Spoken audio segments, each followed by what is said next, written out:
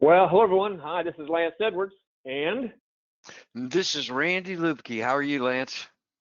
I am great. And everyone, we're going to get started here momentarily, but we want to come on and welcome everyone to today's webinar. It's an inaugural event. We'll share that with you in a moment. But while we're doing that, we got a big crowd for today. And while we're doing that, I want to ask for your help. I need some help. If you would, verify for me the technology is cooperating. If you would, send us a chat, go in the chat box and send us a message. Do two things. Number one, can you hear me, hear us? And number two, you should be seeing a slide that says how to access and utilize the COVID cash stimulus funds and our names. And also type in where you're viewing from today. Have some fun acknowledging you, recognizing you for being here today while people are coming on. Let's see. I can bring these up. Let's see. Coming in, we've got here's Tracy from Cali. Here's Jack from Texas. Here's Jeffrey from Las Vegas. Margie from Taylorsville, North Carolina. Nancy from Vienna, Virginia. Rod from New Mexico. Connell from Atlanta. Neil. Now this says Neil Armstrong. I know it's not the Neil Armstrong, but this Neil's from Charlotte. Emilia says, yes, I can hear you from New Jersey. Here's Steve in St. Augustine. Chuck's in Maryland. Gerald's in Arizona. Jeffrey's in Tahoe. Berkeley, California. Plano, Texas. Rosa, Maryland. Oh, wow. Knoxville, Tennessee. Barcelona, Spain. Sean. Now, Sean, are you really from Barcelona, Spain? Wow. Wow. It is. That's a beautiful city. My wife and I were there in September. Welcome, Sean, from Barcelona. There you go, Randy, from Barcelona, Spain. That's impressive. We're international today. We're international. I love it. It's the whole virtual world. Here's Rick in Houston. Hey, Rick. I know Rick in Houston. Let's see. Philip in Michigan. Sherry in rural Nevada, not just regular Nevada, but rural Nevada. Let's see. That's all in Nevada. That's all in Nevada. You said it. You said it, not me. Here's Dave and Braden. Braden's in Florida. Dave, you were just up the road from me. I'm just about 45 minutes south of you. Let's see. Dallas, Texas, California. There's out there with Randy and our guest. Chicago. Let's see. Texas, Northern California. Let's see, I'm just trying to find, got a lot of Texas, Mexico, North Buffalo. All right, well, it is clear that the technology is working, and we've got a lot to talk about today, Randy. So I'm going to go ahead and get us kicked off. Does this sound good to you? I'm ready, Lance. Let's roll. Let it roll. All right. All right, well, I'm going to welcome everyone. This is Lance Edwards with my co-host, Randy Luebke, and the topic is how to access and utilize the COVID cash stimulus funds. It's what I call it, the COVID cash. But really, I want to also share with you, this is Randy and I's first live production of our new podcast called Financial Independence, A Better Perspective. And you're going to be seeing regular weekly broadcasts from us in podcast format, webinar format. This happens to be a webinar format. That'll be relevant to, I believe, everything you're looking for, because I'm confident everybody on this call is interested in financial independence. And if you're, dying to know what we look like, of course, there's videos of us you can see now. But when I have had a haircut, I do look like that. And Randy on the other side. But yeah, my barber. Yeah, what can I say? I'm going to get a ponytail pretty soon here. It's growing. I tell you, Randy, if I could buy haircut barbershop stock, now be the time to be buying it, because there's going to be a boom on barber business when everybody that they let us out. Yeah. But for you, those who maybe were invited from my list, Randy Luebke is independent registered financial advisor, and he's the best I've seen. And I'm very proud to be working with him on all the strategies you can be learning through Randy. And you can learn more about him. He's got a free training. You can avail yourself at his website, lifetimeparadigm.com, lifetimeparadigm.com. And for those who maybe come from Randy's world, my name is Lance Edwards. I'm the real estate guy. I invest in apartments, and lanceedwards.com. We can ask about me. But you guys are not here to talk to us so much today. You're here to talk about this COVID cash and how to get access to it and how to use it. So, I got a gift. Hold on, I got a gift. for showing up Let's today on our. Let's not forget Naomi. Well, yeah, we're going to get to Naomi here in a minute, but to show up today, type this down, playbigger.info, playbigger.info. This is a course, I sell this course. I've been giving this away during the COVID crisis. It has to do with your mindset, your head game. So write that down.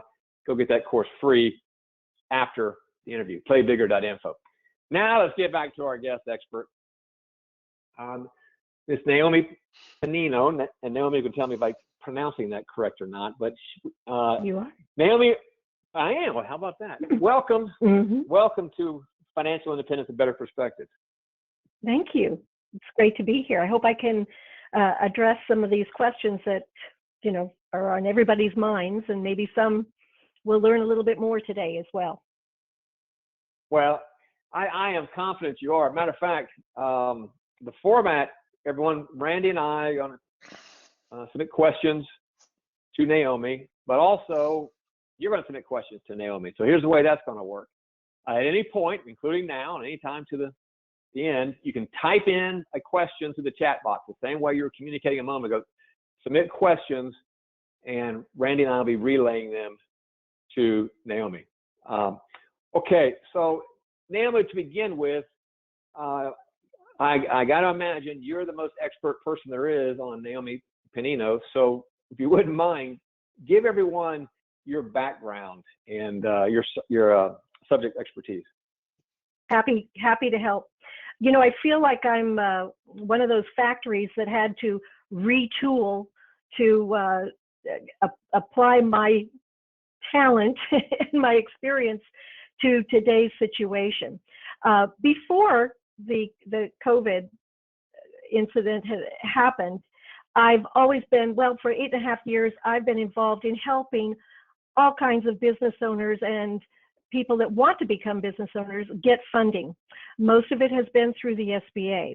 So primarily, what I've been doing is getting working capital, startup funds for new businesses, expansion capital, all through mostly the SBA. And what I do is I pre-qualify people and let them know about how much loan they're going to get, or if they're not qualified for the loan amount that they want, take it from there, proceed with writing their business plan for them and introducing them to lenders at that point, and then going through the underwriting process with them. So it's a very hand-holding process.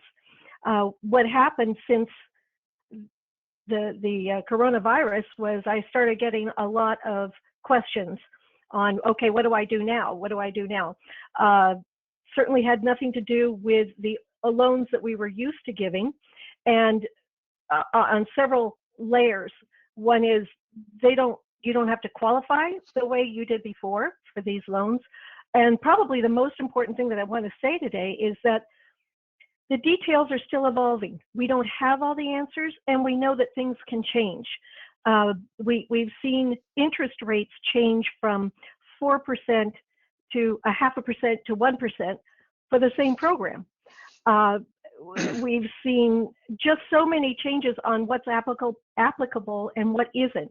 So my disclaimer at the beginning is, as of right now, this is what I know. This is Naomi Panino knowledge, and it's based on talking to the SBA, doing research, and getting as many answers as I can for my clients, which I'm happy to do, and happy to do for those attending as well.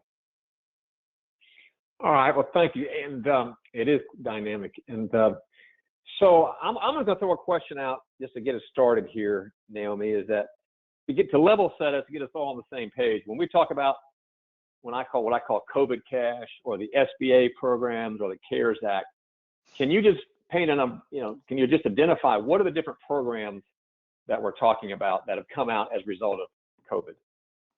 There are two main programs. I'm going to call the first one the EIDL, and it stands for Economic Injury Disaster Loan. That is going to be based primarily on providing you with 6 months of working capital to keep your business afloat. And these are short answers for you, but we'll delve into them. The other one is, and that's SBA direct, no lender will be involved in that. On the other hand, there's the Payment Paycheck Protection Program, which you must go through a lender. Not all lenders are providing access, but more and more are. This is going to be a loan based on a calculation of payroll. Not that it can't be used for other things. It can be used for other things, but the purpose of this Paycheck Protection Payroll is to keep people either employed with you or rehire back the ones you had to let go.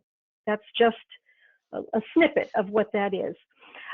In addition to those two loans that are most popular right now, there is a debt relief program, and that is an automatic program for people that currently have SBA 7A loans and 504s. So the people that you're dealing with, some of them may have 504 loans. That's the loan the SBA provides to purchase land and build buildings. 7A can do that as well. And if you've had a loan that is an SBA 7A 504, even a micro loan, the government, the Treasury, is going to be paying 6 months worth of principal and interest. Wow.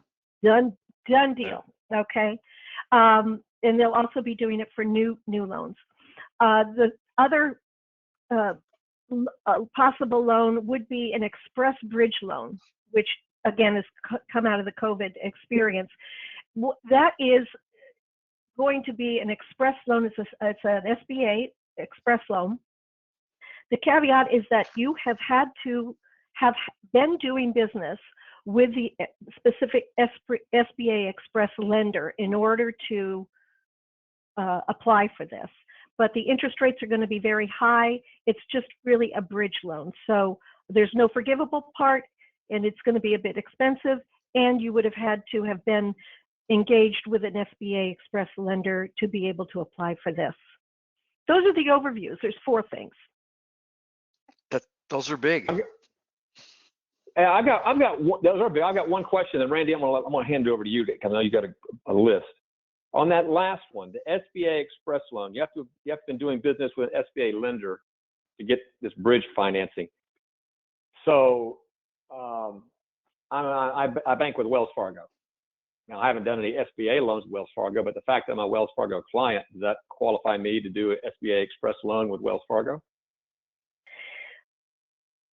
You have to have been engaged with them as an express lender.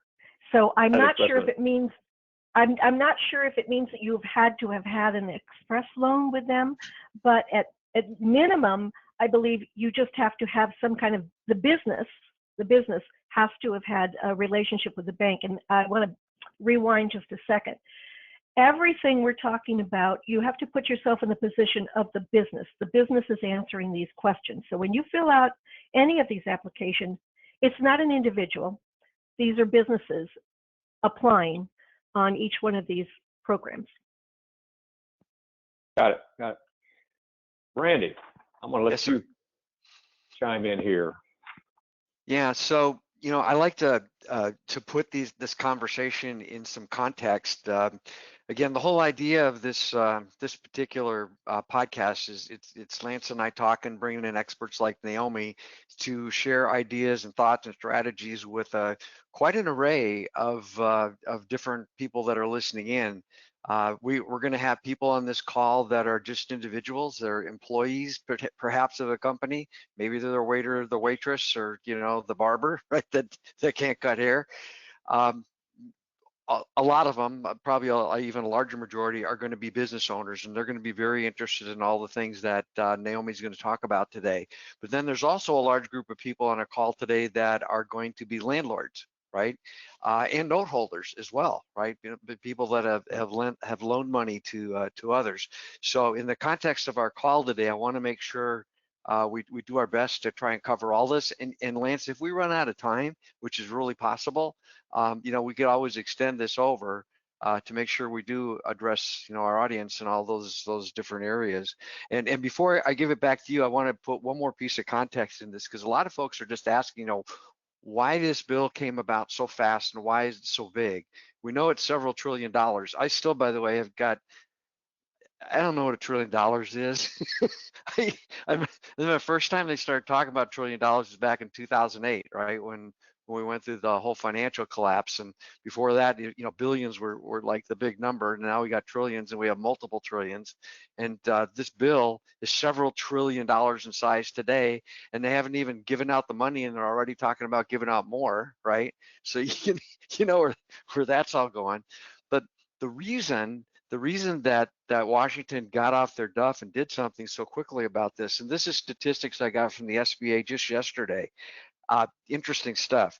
According to SBA, small businesses, by the way, they count them any business under 500 employees. So most of the businesses we're talking about are much, much smaller than that, micro businesses they call those.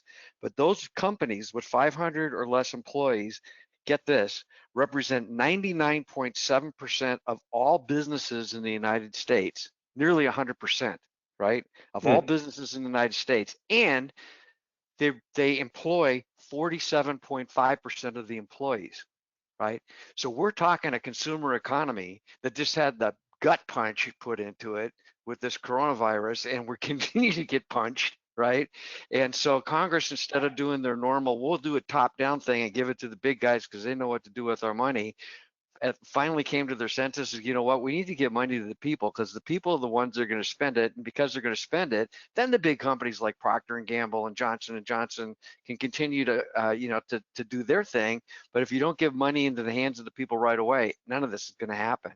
And that's how this whole thing came about, right? So with that being said, I think that's good context. So we're talking about money to individuals, we're talking about money to businesses, we're talking about money to landlords, and we want to talk about all these different things in the context of our conversation today. Is that helpful? That's very good. You're right. We're the job makers. Yeah, small business folks. 47%. I was so surprised. I had no idea. I had no idea. So Naomi, I'm going to feed you some questions. I got a list here. I can see some of the questions I have are coming in now. First of all, there's a lot of questions coming in. What is it about this emergency advance up to $10,000 or the $10,000 grant? Can you talk to that? Let's start there. Sure. That is under the economic injury disaster loan side program. This will be something you have to apply for on the SBA.gov website. They have ability to have an immediate advance on the streamline application. If you put in your account number of your checking account and your routing number, they can advance you up to $10,000 that you do not need to pay back, whether or not you're approved for the EIDL loan or whether or not you even accept it. I understand that it is based on somewhat on head count. So we were actually just finding out these things yesterday. We didn't know what that formula was going to be for the 10,000. So you might get 1,000, you might get 500, and again, it's until the funds are gone. I have no idea if they're gone or not, but a lot of it's going to depend upon the head count that you have. Sounds like an ATM machine. Let's see, I push these buttons on this web screen and boom, money pops out. Yeah. Whether I'm approved or not. Free money. Yeah. Free money. Grants. So let's talk.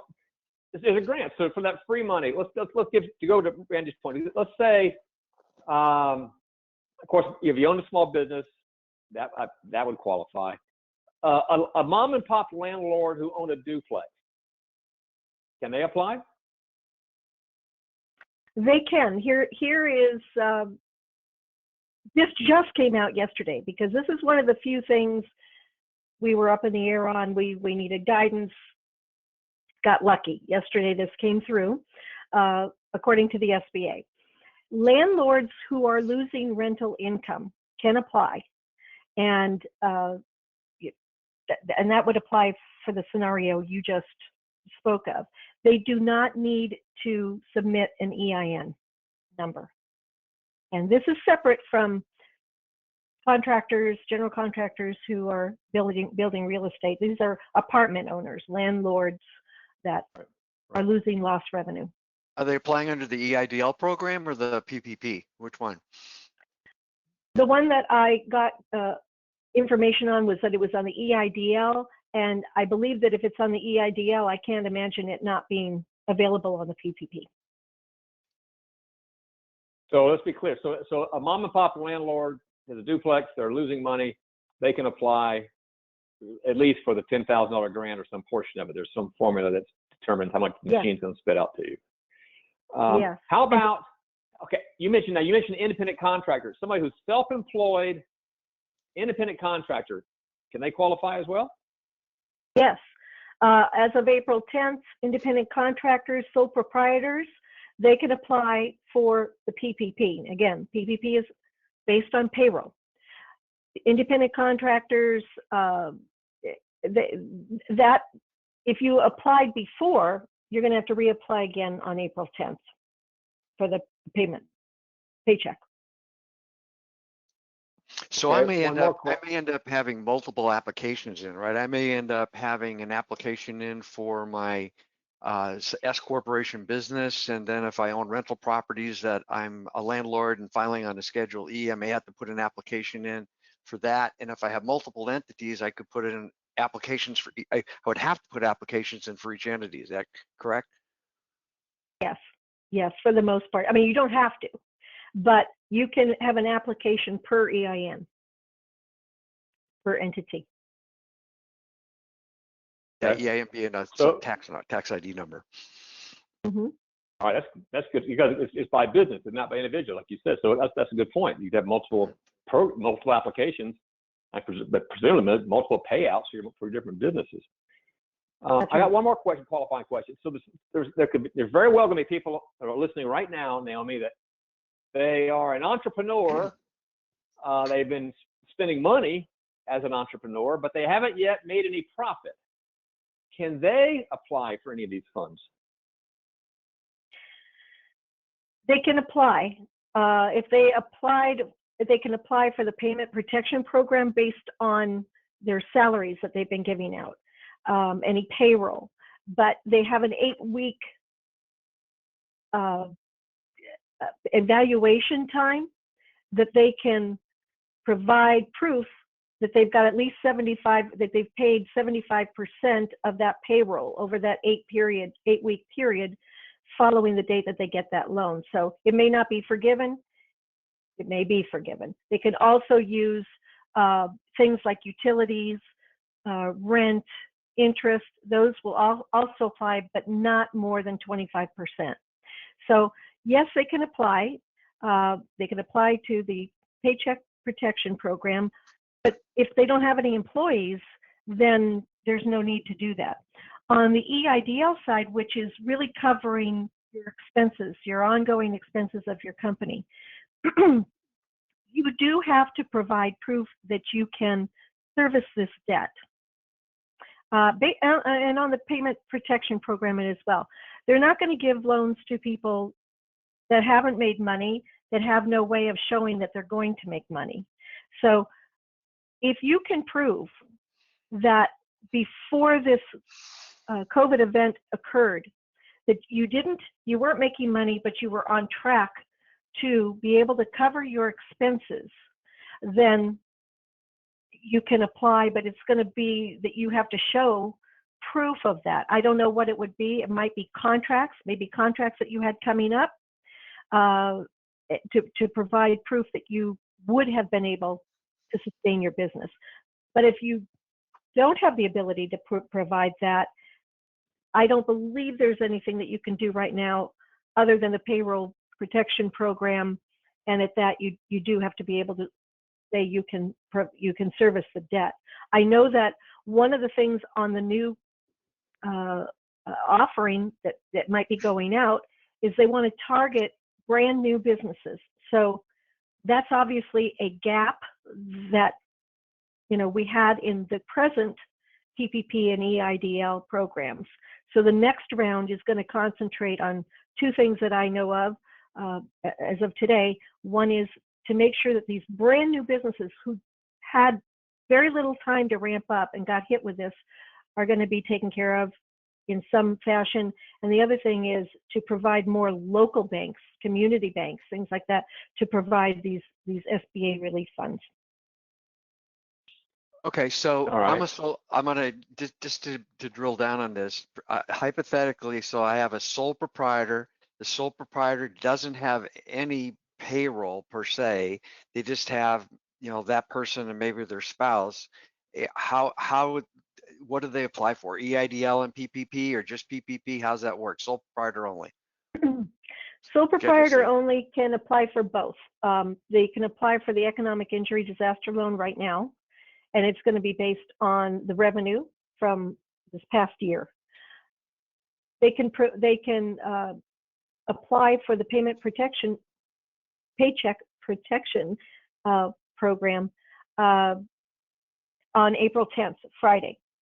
And here they can take, if they're a sole proprietor or a 1099, they in trying to determine the calculation, they have to figure out how much. And it's not them as a couple, it's the company. Remember, it's the company, the sole proprietor or whatever. So how much that company distributed to them as payroll. And that's the calculation that they're going to use as sole proprietors or 1099s. And they will absolutely have to show either 1099 substantiation, or, if it was something you took a draw from the bank, you're going to have to go back and get bank statements on that. So now take it to the next level. I'm a S corporation and I do have payroll. So I do have a W-2 that I pay myself, but I also receive a majority of my income as a K-1 distribution, right? A distribution of profits. Now, how does that work into the PPP? Such a great question. That was up in the air until yesterday. Until this morning, I just heard, and I haven't substantiated it, but I heard that you will be able to use those, the draws on your K-1, and some people have actually gone ahead and subscribed, and their application is in, and they're getting ready to have this immediate, influx into their bank account, but they didn't know that they could include that. So the best advice the SBA is giving right now is to call your bank immediately, because after the bank says you're approved, it's going to go into your checking account. It could be really, really fast, and you want to grab them before they do that. Things that we're just finding out now, I'm not sure how they're going to handle it, because as things change and you've already applied for one version of what you thought was real, and then now you find out that the majority, you find out that the majority of your income is on off of your K-1, you got to go back and get that. Okay. So another question in terms of the debt forgiveness piece of it. So I don't have any employees in my business, but I have, quasi-employees who the 1099s that the contractors I work with that I pay expenses to. So do those payments that I make to those independent contractors count toward my debt forgiveness part of the PPP? You cannot use 1099s on the PPP. Can't use that. You can use commissions, payroll costs, including benefits, interest, those kinds of things. The reason for that is that the 1099 folks are going to be able to apply on their own. So if you are a corporation that does a lot of your work as 1099s, your 1099 people are going to go out and be able to apply on their own and get their own funds. Understood, but I'm still going to have to pay these 1099 people today and tomorrow. I have to pay them, and again, they're not being paid payroll; they're being paid as a independent contractor. And you're just saying that, at least as of today, if I make those payments, those expenses, I can get the money for the EIDL, but it may not be forgiven or won't be forgiven because it's not considered part of payroll. You can get it both ways. You can get it on the EIDL, and it won't be forgiven. But on the PPP, it will not be forgiven. You'll have a very low loan. You'll have a loan that is quite low, 1% over 2 years. And I also understand that the lenders just don't have the time to substantiate, how you calculated your original calculation.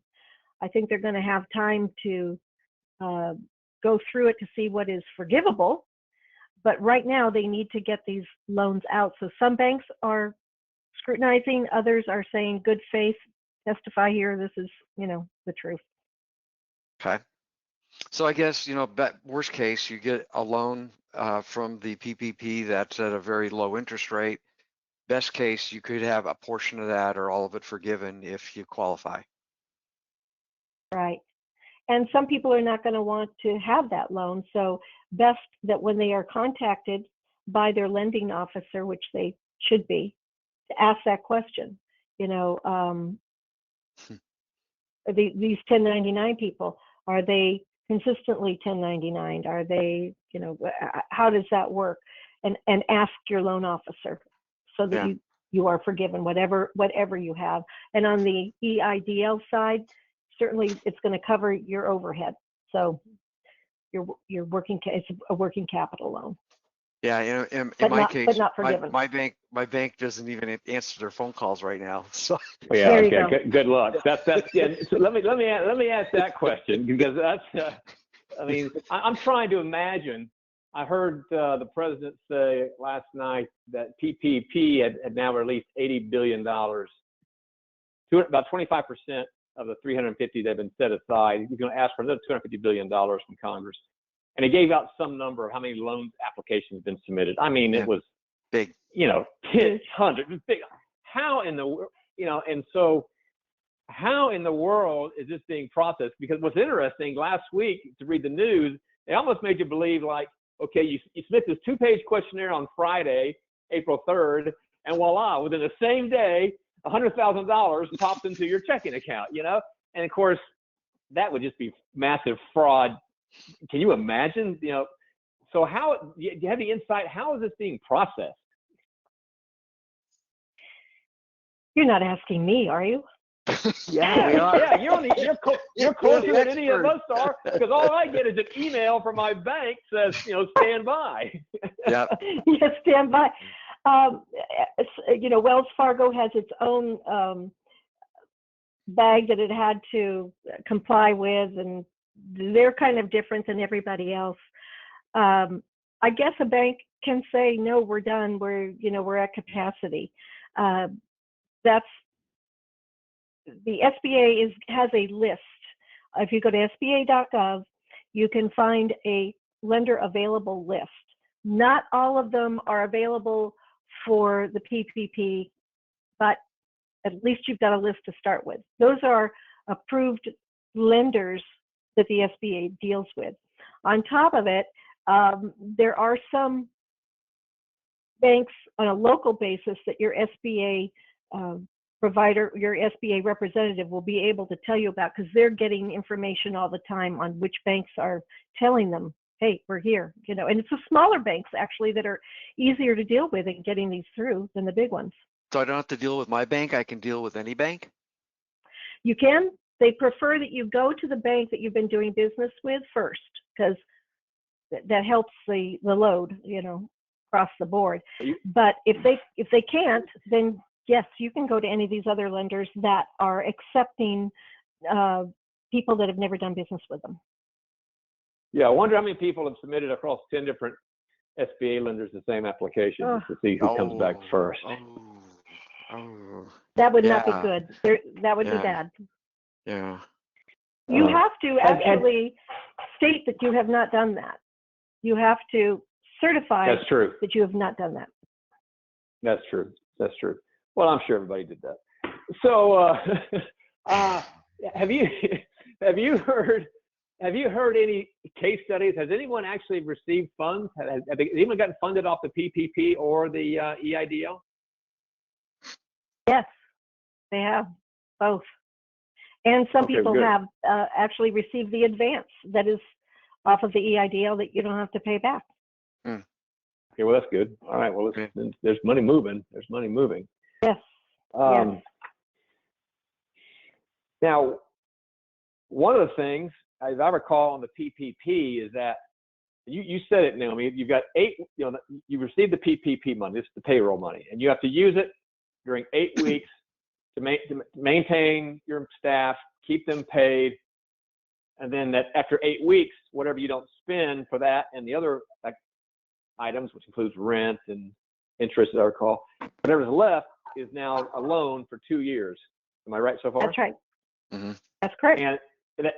And that 8 weeks is also cuts off on June 30th, the way the law is written. Is that right? Yeah, that's what it looks like. Yep. Okay. Mm-hmm.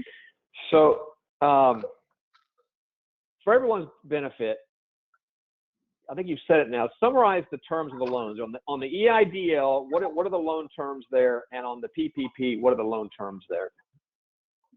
Okay, on the EIDL, you can have up to $2 million maximum loan. It is not forgivable. It's based primarily on income and cost of goods, expenses, things like that. The interest rate is going to be for profit companies 3.75 interest rate, and which is still low. And depending upon what the SBA officer determines, we don't know what the algorithms are or his calculations at this point, but it can be a loan up to 30 years. As it was expressed to me, that let's say you can only afford $100 a month. Well, they're going to take it to the point at which that loan would provide $100 a month payment. If you can afford $300 a month, they might make it a shorter term. And if you have, to answer some basics on it, again, it's based on 12 months, not forgivable. If collateral has been a big question on this one, do I have to provide collateral? If you have it, they'll file, place a UCC lien on the business assets, not on your personal. And that's if you have a loan over $25,000. If you have a loan over $200,000, all owners that own 20% or more are going to need to have a personal guarantee on that loan, but it does not mean that they will be using personal real estate. It's a personal guarantee. Okay. Again, it cannot have more than 500 employees. I understand that gig people are eligible. There used to be a provision that said if you had the ability for credit elsewhere, they would not give you this loan. That's been waived. And you can reapply, let's say at the end of the loan, they're saying you can reapply for up to 2 years after the end of your EIDL loan. So you can reapply. However you record your business expenses and salary, those will need to be substantiated. On the PPP side, it's a $10 million limit. You can apply now through June 30th, so there's a cutoff. Any balance of your loan that was not forgiven will be at 1% for 2 years. Both of them have no prepaid penalties, so that if you do come up with a lot of cash, you want to pay it off, you can. There's no penalty. On the PPP side, absolutely no collateral, no personal guarantee, but it's first come, first serve. When the funds are out, it's done. The payments are going to be deferred on the PPP side for 6 months, and on the 7th month, you'll begin making payments. Whereas on the EIDL side, you'll have 11 months deferment, and then you'll start making payments at the 12th month. The payroll costs in your calculations are going to be over a 12-month period, and you'll take that calculated payroll amount, divide it by 12, and then multiply it by 2.5. That's going to be your loan amount. So you want to make sure you're including all the payroll that is eligible. right now we know it's payroll costs, including benefits, it's interest, it's salaries, commissions, wages, up to 100,000 cash, state and local taxes. What is not included are 1099s, because they can get these loans on their own, and up to $100,000 cash received limit. So anything over $100,000 won't count in the calculation, but under 100,000 it will. And then any employer paid federal taxes will not count. All right. Again, the forgiveness over the 8-week period of time, in order to get 100% forgiveness, you would need to have proven that you paid 75% of those funds in payroll. And you can use the other 25% and prove that you paid interest, rent, utilities. If you don't come up to that amount, let's say that's 75%. If you have a decrease in headcount, if you have a decrease in salaries, in other words, you decrease them by more than 25%, there are going to be some loss of forgiveness on that, and they have different. They show you on the SBA.gov website exactly, what that would be. Let's see.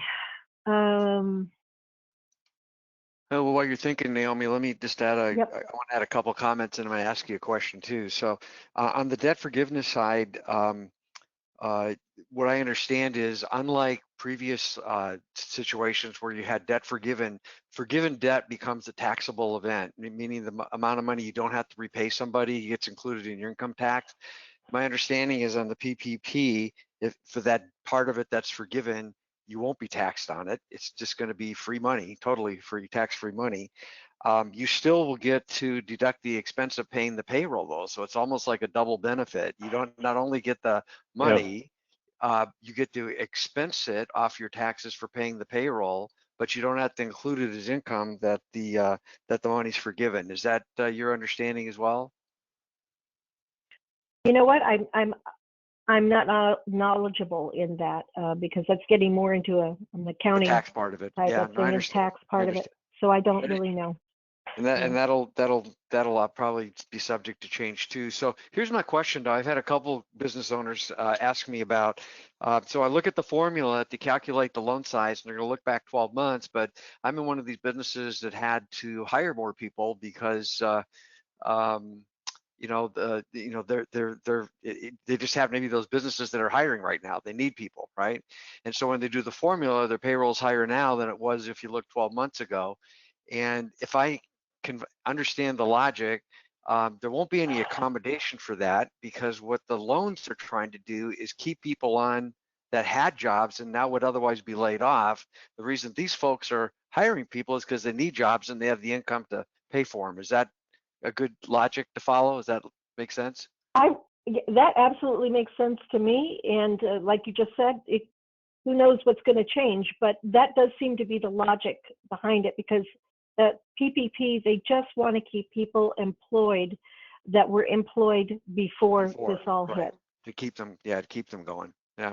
And then you're going to have another round, which you could probably go back and now, if that comes through, now maybe you can up it by the number of employees that were added. Maybe that 12-month period is going to creep into those months that you had additional employees. We don't know. Yeah. It'd be great if it did. Hey, Lance, can I interject a little success story? Well, I told you I had a couple of these. I wanted to. Well, hold on. Yeah, before you do that, I want to give Naomi an opportunity, because we've got about 15 minutes left here. Naomi, how can you help people in this process? We've got your contact information on the screen. How can you help them through this process? Let them know how they can benefit by working with you. Well, up on the screen, I think you've got my email, naomi@fundingsense.expert. Remember, .expert, not .com. Which I guess certifiably now I am an expert, because that's what it says. And my phone number is in California, so it's Pacific time, 818-962-8809. If you go to our website, www.fundingsense.com, you'll see all of the things that, we're covering. As far as helping people answer questions, I'm available for them to call me or email me, and I'll see what I can do. If I can answer questions, quickly, that's what I hope to do. They also may be able to retain me if it's going to take some, a longer period of time or more in-depth discussion, and we'll talk about it one-on-one. Happy to help. All right, very good. So now, Randy, you've got some success stories. I want to hear some success stories.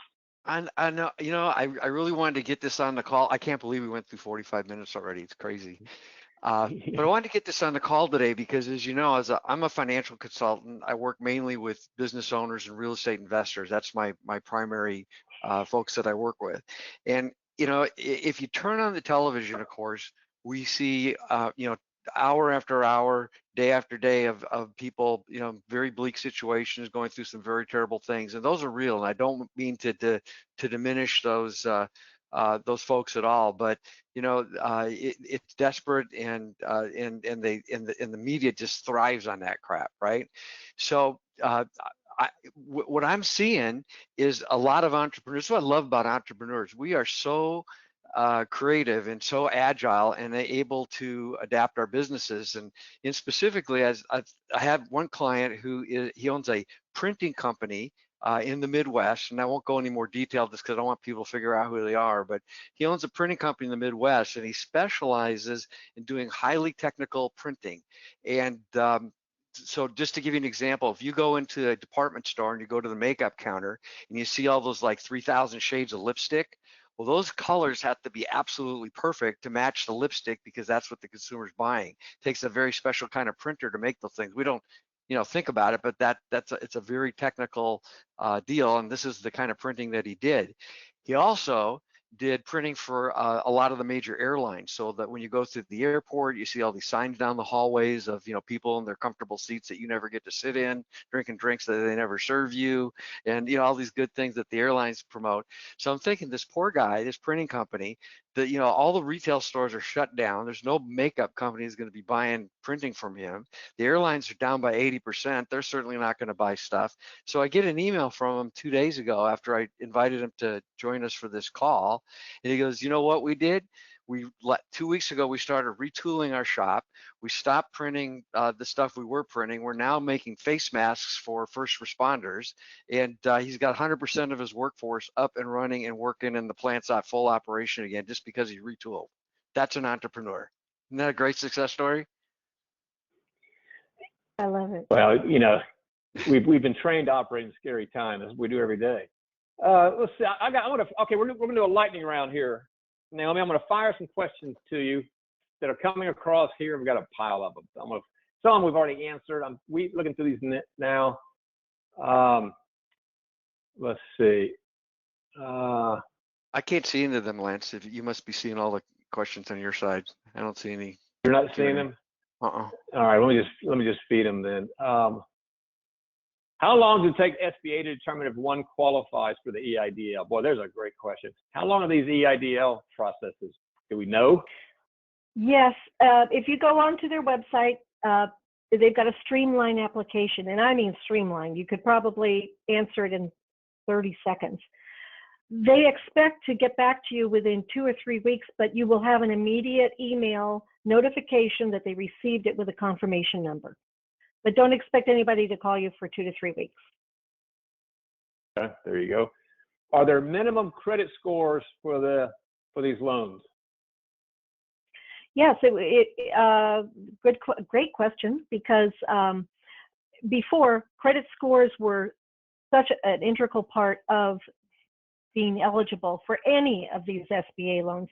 From what I understand, and they didn't give me a number, but they are substantially lower than what they used to be. I think that, before we were in the 690 range, 680 range, something like that, maybe even 650 range.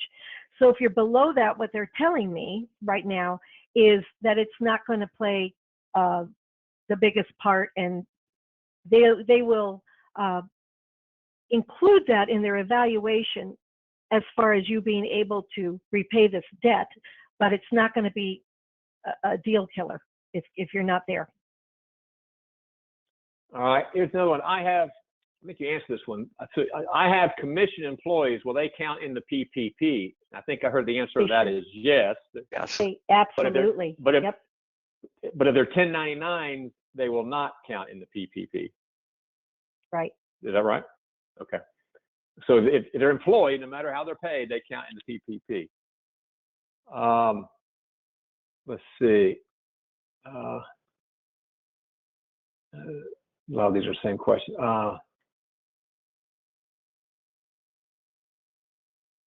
Let's see.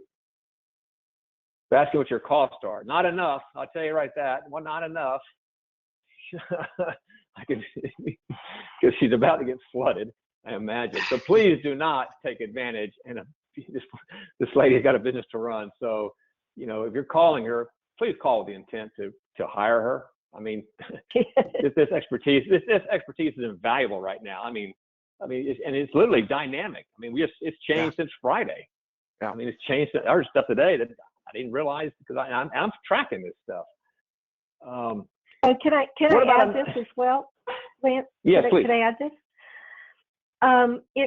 Even if you don't have a question about these loans, I'm still available to do what I was doing before, which is gathering the ability for you to get funding, whether it's conventionally or through SBA. So the doors are still open for that, and please utilize me for that in getting you loans.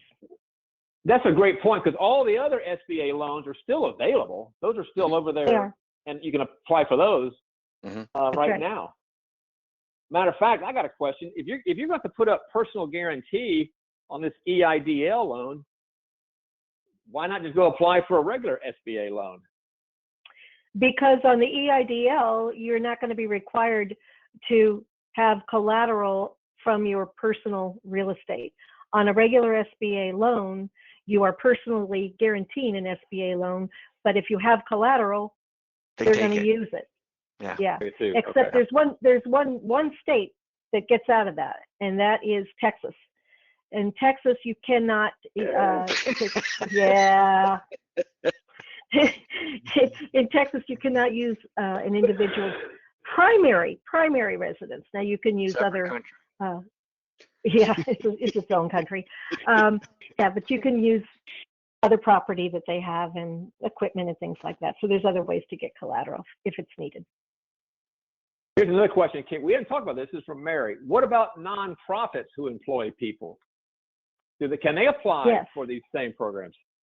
There are provisions for that, and if there is somebody that has a question about a nonprofit, on the PPP side, I'll look it up and get you specifics. On the economic injury disaster loan, nonprofits would be at a 2.75 interest rate. All right, there you go. That's good. Let's see, we've got, could you please repeat Naomi's website and telephone number? It's right there on the screen, 818-962-8809, Naomi@fundingsense.expert. Expert. Here's a comment for you, Naomi, from Neil. I can tell Naomi is a true expert, extremely knowledgeable and full of great information. Yay. Hey, there you go. There you go. There you go. Doing my best. Ronald said, amazing. Randy, kudos, amazing success story, and the guy who retooled his shop. There you go. Tony said, any non-recourse loans available to buy rentals? So I got a question. For the money that you get under either EIDL or PPP that's not forgiven, are there any restrictions on how you use that money? Can I use it to go buy an apartment building? Cannot be used to pay off debts. I don't know how deeply they're going to check on these things. If they, this is a huge machine that was turned over, and I don't know what lenders are going to be able to do as far as checking what kind of oversight is going to be done. I don't really know. So the answer is you're not supposed to use it for anything other than what it was intended for, and you are going to be signing a certification that will list the things that you're going to be using it for, and that you will not use it for anything else. That would make sense. But hey, Lance, let me talk a little bit about 401k, changes to the 401k, because this could be helpful for those that are interested in real estate. So as most people have heard in the news, you know, you have the ability to withdraw $100,000 as a withdrawal from your retirement plan. You can do without penalty, without paying the 10% penalty, regardless of your age. That's a withdrawal. And they're even going to spread the taxes on that withdrawal out over 3 years. So it's not like, even if you take 100,000 out tomorrow, they're not going to tax you on it in 1 year. They're going to let you spread that out, which would theoretically help you lower the taxes.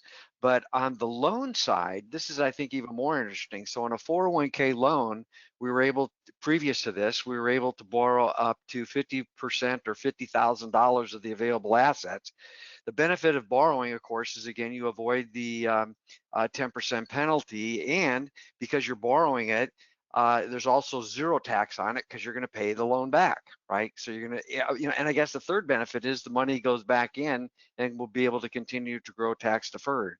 Well, that changed now to where now you can borrow up to $100,000 instead of 50, and 100% of the account value can be borrowed out. So that's a big difference. It's doubling the liquidity you can get through a loan. And keep in mind, when you pay interest on a loan, a 401k loan, that interest is just going back to yourself. So you're not paying a third party for the interest. You're just putting more money back into your retirement account. So we double the amount of money we can get out. We can get 100,000 instead of 50. We can get 100% of our money out, not 50%.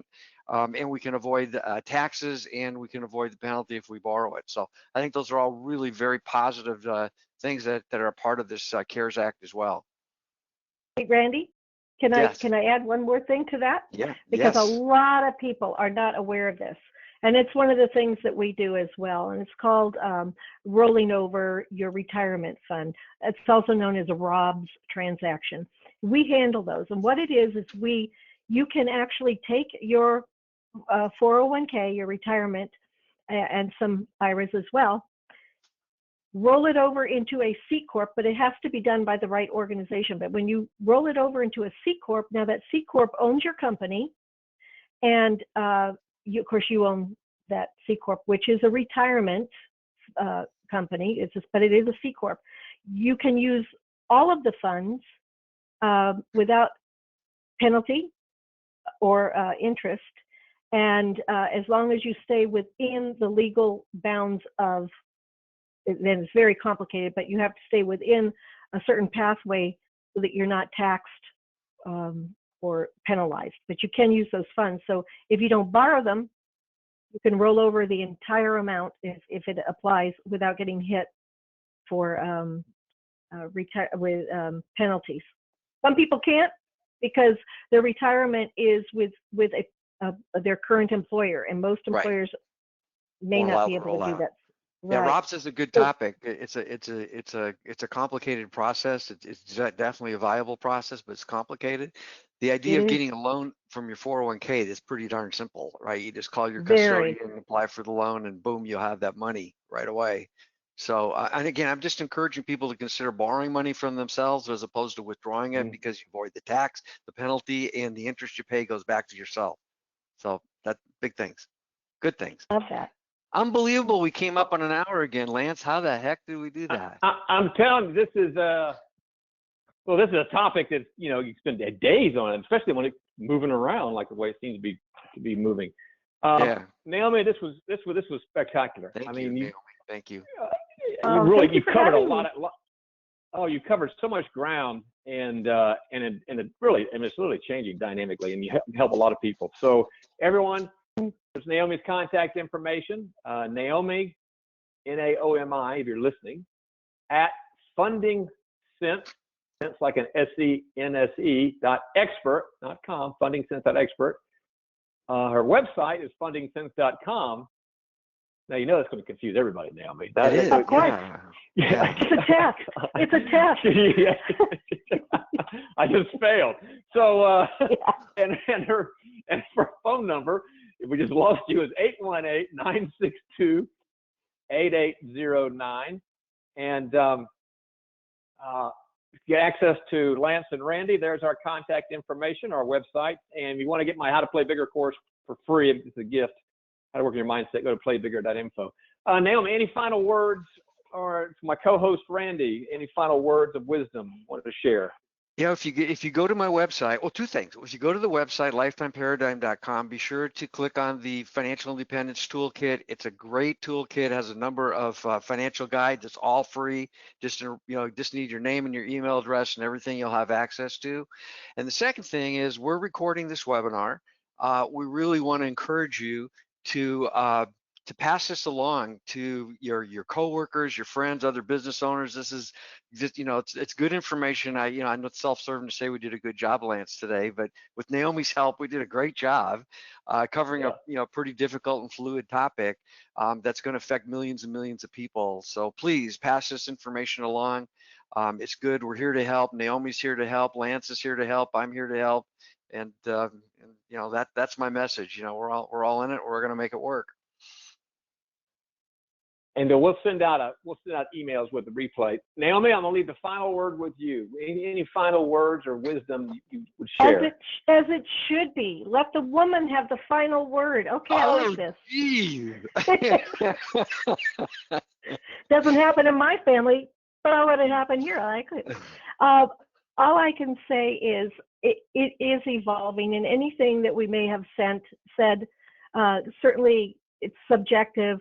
It can always go back to, we can always refer to a source and find out details for you. But the bottom line is we've got to get through this. Entrepreneurs are making this machine crank beautifully, and we got to keep that wheel going. I think these are wonderful loan programs, and I expect to see more. Is really what I am expecting for me. All right. Well, Naomi, thank you so much for your time and for your wisdom. And on behalf of my co-host, Randy Luebke, thank you for joining us on Financial Independence, A Better Perspective. Look for this recording to come out, and look for additional topics, additional shows that will be coming up. Take care, everyone. Bye-bye. Thank you. Bye-bye. Thank you. Bye, everyone.